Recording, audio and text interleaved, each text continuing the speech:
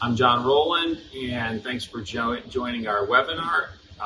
What I'm going to talk to you about today is about diagnosing saw problems. Now, I'm going to use a couple of our machines that we're in production on and show you some things because I see lots of comments on Facebook and people basically talking about their machine. They're having problems with their machine and they're getting bad cuts, and then they'll get huge amount of response and all kinds of answers that a lot of times are not very well thought out and they're not very helpful.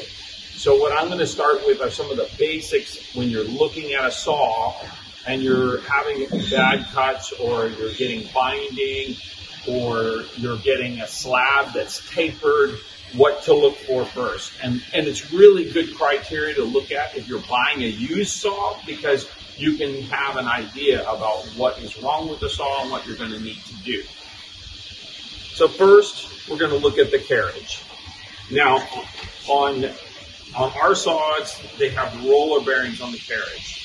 And the roller bearings, there's 12 total. There's 8 on the top and there's 4 on the bottom. And there's an adjustment on these carriage retainers. So when you are grabbing the carriage and pulling up and down, you have no slop. Now, if the machine is old, sometimes these roller bearings will get loose and you'll get slop where it goes up and down, which is not a problem on a square rail saw like this. It just means you need to replace the roller bearings. However, if you've got a round rail saw and you've got slop on your main rails, then that's a problem. Now, let me show you how I would go about checking for that. So, coming closer on this, I'm gonna use my indicator. Now, this indicator is the one that we sell. Get over on this side. And so what I'm on right now is I'm on the top of the carriage. Now, if I grab the carriage and I just go up and down on it, you can see there's a very tiny amount of movement. That is about the third of the thickness of a human hair, which that's good. If you see where you're getting movement that looks like this, that's going to cause you problems in the cut. Now, likewise, when I come over to the side, I can come over on the side of the carriage. Now, you can do this on all 4 corners of the carriage. Get my indicator tight. And then I go back and forth, and I got very little movement there. That's 0.02 mm. So 0.02 mm, doing the math really quick,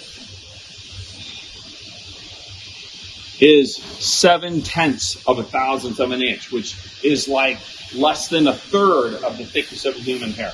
So that's the first thing you look at, which is how the carriage makes to the main rails. The second thing to look at is the cross feed. And you can do the same thing where you take the indicator, and you might have to rig up something where you can get the indicator on top of it. And what you're looking at there is on this bore here, if your indicator's on the top and you take it and you move it, and you're getting a lot of deflection, that tells you that bore is worn out. Then likewise, if you put the indicator on the side here and go back and forth, that will tell you, is your cross feed loose or your cross feed not loose? So that's the diagnosis on the carriage.